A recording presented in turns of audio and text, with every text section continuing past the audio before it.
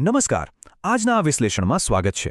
આપણે અવારનવાર વજન ઘટાડવા વિશે વિચારીએ છીએ, બરાબર ને? પણ વાસ્તવમાં વજન ઘટાડવું એ કોઈ જાદુઈ છડી ફેરવવાનું કામ નથી.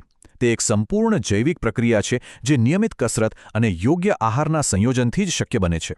આ સમજૂતીમાં આપણે વજન ઘટાડવા માટેની ટોચની 10 કસરતો પાછળની સંપૂર્ણ માર્ગદર્શિકા પર એક નજર કરીશું, જે કુદરતી રીતે ફેટ લોસ માટેનો એકદમ નક્કર રસ્તો બતાવે છે. તો ચાલો શરૂ કરીએ. આ આખી પ્રક્રિયાને આપણે 4 મુખ્ય ભાગોમાં સમજીશું. પહેલું, વજન ઘટાડવાનું વિજ્ઞાન. બીજું, હાઈ ઇન્ટેન્સિટી કાર્ડિયો. ત્રીજું, સ્ટ્રેન્થ અને કોર કસરતો. અને છેલ્લે, આહાર અને કેટલીક સામાન્ય ભૂલો. સૌથી પહેલા ભાગ 1 પર આવીએ. વજન ઘટાડવાનું વિજ્ઞાન. કોઈપણ કસરત શરૂ કરતા પહેલા આખી પ્રક્રિયા પાછળનું શરીર વિજ્ઞાન એટલે કે બાયોલોજી સમજવું અત્યંત જરૂરી છે. અહીં એક અત્યંત મૂળભૂત પ્રશ્ન થાય, વજન ઘટાડવા માટે ખરેખર કસરત શા માટે મહત્વપૂર્ણ છે? શું માત્ર ડાયટિંગ પૂરતું નથી? ના, બિલકુલ નહીં. આ પ્રશ્નનો જવાબ કેલરી ડેફિસિટ એટલે કે કેલરીની ખાધ પાછળના વિજ્ઞાનમાં છુપાયેલો છે. જુઓ, રસપ્રદ વાત એ છે કે કસરત એ માત્ર કેલરી બર્ન કરવા પૂરતી સીમિત નથી. હા, તે કેલરીની ખાધ તો ઊધી કરે જ છે, પરંતુ સાથે સાથે તે આપણું ચયાપચય એટલે કે મેટાબોલિઝમ સુધારે છે, દુર્બળ સ્નાયુઓ બનાવે છે અને તણાવ તેમજ ચિંતામાં પણ મોટો ઘટાડો કરે છે. અને હા, તે મૂળભૂત રીતે હૃદયના સ્વાસ્થ્ય, સ્ટેમિના અને આપણી ઊંઘની ગુણવત્તામાં પણ જબરદસ્ત સુધારો લાવે છે. છે ને કમાલની વાત? હવે આગળ વધીએ ભાગ 2 તરફ, હાઈ ઇન્ટેન્સિટી કાર્ડિયો. આ એવી ઉચ્ચ ઊર્જાવાળી હિલચાલ છે જે ખાસ કરીને ઝડપી કેલરી બર્નિંગ માટે જ ડિઝાઇન કરવામાં આવી છે. ચરબી ઘટાડવા માટેનું સૌથી અસરકારક અને શક્તિશાળી હથિયાર જો કોઈ હોય તો તે છે બર્પીઝ. આ એક એવી સંપૂર્ણ શરીરની કસરત છે જે ખૂબ જ ઝડપથી ચયાપચય વધારે છે, સ્નાયુઓની શક્તિ બનાવે છે અને સહનશક્તિમાં સુધારો કરે છે. એટલે કે એક જ કસરતમાં શક્તિ અને સ્ટેમિના એમ બંનેનો ડબલ ફાયદો મળે છે. તેની રીત એકદમ સ્પષ્ટ છે. પહેલા સીધા ઊભા રહેવું, પછી નીચે બેસીને હાથ ફ્લોર પર રાખવા, પગને પાછળની તરફ કૂદાવવા, એક સરસ પુશઅપ કરવું, પાછળ કૂદી જવું અને ફરીથી ઊભા થવું. બસ, આ આખી પ્રક્રિયાના 10થી 15 પુનરાવર્તનોના 3 સેટ કરવાથી શ્રેષ્ઠ પરિણામ મળે છે. આ ઉપરાંત અન્ય શક્તિશાળી કાર્ડિયો વિકલ્પોમાં પર્વત ક્લાઇમ્બર્સ એટલે કે માઉન્ટેન ક્લાઇમ્બર્સનો સમાવેશ થાય છે. આ કસરત ખાસ કરીને કોરને મજબૂત બનાવે છે અને તે 30થી 60 સેકન્ડ માટે કરી શકાય છે. પછી આવે છે જમ્પ સ્ક્વોટ્સ, જે પગમાં વિસ્ફોટક શક્તિ લાવે છે અને ગ્લુટ્સને ટોન કરે છે.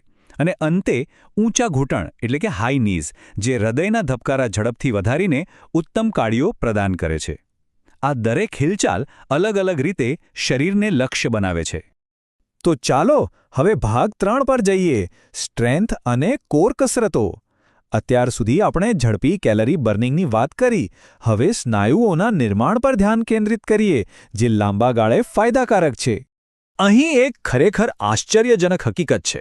સ્ટ્રેન્થ ટ્રેનિંગથી આપણે આરામ કરતા હોઈએ ને ત્યારે પણ કેલરી બર્નિંગ વધે છે. જી હા, એકદમ સાચું. દુર્બળ સ્નાયુઓનું નિર્માણ એ શરીર માટે સતત ઊર્જા બાળવા માટેનું એક સ્વચાલિત એન્જિન બની જાય છે. તે લાંબા ગાળાના આરામ સમયના મેટાબોલિઝમને જબરદસ્ત વેગ આપે છે. શરીરના ઉપલા ભાગ અને કોરની સ્થિરતા માટે પુશઅપ્સ શ્રેષ્ઠ ગણાય છે. પ્લેન્ક પોઝિશનમાં શરૂઆત કરો, શરીરને ફ્લોર તરફ ખેંચો અને પાછળ ઉપર તરફ ધકેલો. એકદમ સરળ પદ્ધતિ, પણ અસર ખૂબ ઊંડી, જેના માટે 10થી 15 પુનરાવર્તનોના 3 સેટ સૂચવવામાં આવ્યા છે. હવે અન્ય 2 શક્તિશાળી કસરતોની વાત કરીએ. પહેલી છે લંગ્સ, જે દરેક પગ પર 12 પુનરાવર્તનો સાથે શરીરના નીચલા ભાગને ટોન કરે છે અને શાનદાર સંતુલન સુધારે છે. અને બીજી છે પ્લેન્ક્સ, જે 30થી 60 સેકન્ડના હોલ્ડ સાથે કોર અને પેટના સ્નાયુઓને લોખંડી બનાવે છે. આ સાબિત કરે છે કે શારીરિક મજબૂતી મેળવવા માટે આપણે કોઈ મોંઘા સાધનોની બિલકુલ જરૂર નથી. હવે ખાસ કરીને પેટની ચરબી ઘટાડવા માટેની કસરતો તરફ વળીએ. સાયકલ ક્રંચ એ પેટના સ્નાયુઓને લક્ષ્ય બનાવવા માટે અત્યંત અસરકારક છે. તેની પ્રક્રિયા કંઈક આવી છે. પીઠ પર સૂવું, કોણીથી વિરુદ્ધ ઘૂંટણ સુધી સ્પર્શ કરવો અને જાણે સાયકલ ચલાવતા હોઈએ તેમ વૈકલ્પિક ગતિ ચાલુ રાખવી. આનાથી કોર સ્ટ્રેન્થમાં કલ્પના બહારનો સુધારો આવે છે.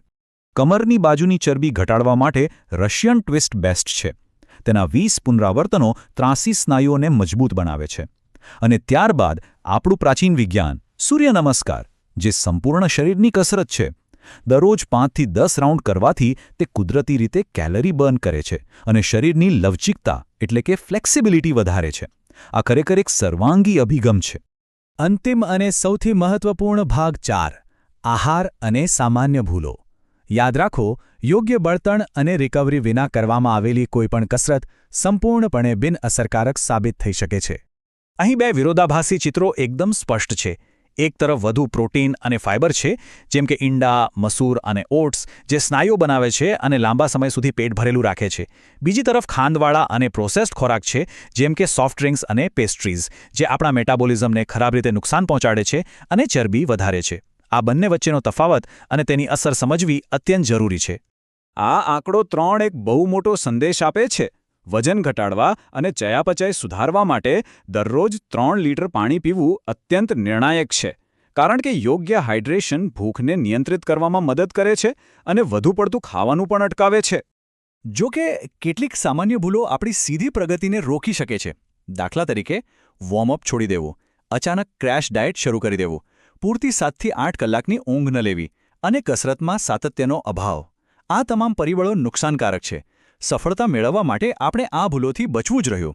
અલબત્ત, સ્વાસ્થ્ય અને સલામતી હંમેશા આપણી પ્રાથમિકતા હોવી જોઈએ. જો હૃદયરોગ, હાઈ બ્લડ પ્રેશર કે ડાયાબિટીસ જેવી સમસ્યાઓ હોય તો કોઈપણ તીવ્ર કસરત શરૂ કરતા પહેલાં ડૉક્ટરની સલાહ અચૂક લેવી જોઈએ. જો કસરત દરમિયાન છાતીમાં દુખાવો, ગંભીર ચક્કર કે શ્વાસ લેવામાં તકલીફ થાય તો તરત જ રોકાઈ જવું જોઈએ. આ લક્ષણોને ક્યારેય હળવાશથી ન લેવા જોઈએ. આ સંપૂર્ણ વિશ્લેષણનો મૂળ સાર કંઈક આવો છે. વજન ઘટાડવું એક ક્રમિક પ્રક્રિયા છે, જેમાં સુસંગતતા, સમર્પણ અને સ્વસ્થ જીવનશૈલીની આદતોની જરૂર પડે છે. ટકાવી શકાય તેવા લાંબા ગાળાના પરિણામો હંમેશા નાના, ક્રમિક અને સતત દૈનિક પ્રયાસોથી જ મળે છે. આમાં કોઈ શોર્ટકટ કામ આવતો નથી. અને અંતે એક વિચાર પ્રેરક પ્રશ્ન: આજે કયો નાનો દૈનિક પ્રયાસ શરૂ કરવામાં આવશે? આ સંપૂર્ણ બ્લૂપ્રિન્ટમાંથી કયો ભાગ સૌથી પહેલા અમલમાં મુકાશે? શું તે વધારે પાણી પીવાની શરૂઆત હશે, 8 કલાકની ઊંઘ પૂરી કરવી, કે પછી 5 બર્પીસથી શરૂઆત કરવી? બસ, આ જ વિચાર સાથે આજની આ સમજૂતી અહીં પૂર્ણ થાય છે. જ્ઞાન મેળવ્યું, હવે તેને અમલમાં મૂકવાનો સમય આવી ગયો છે.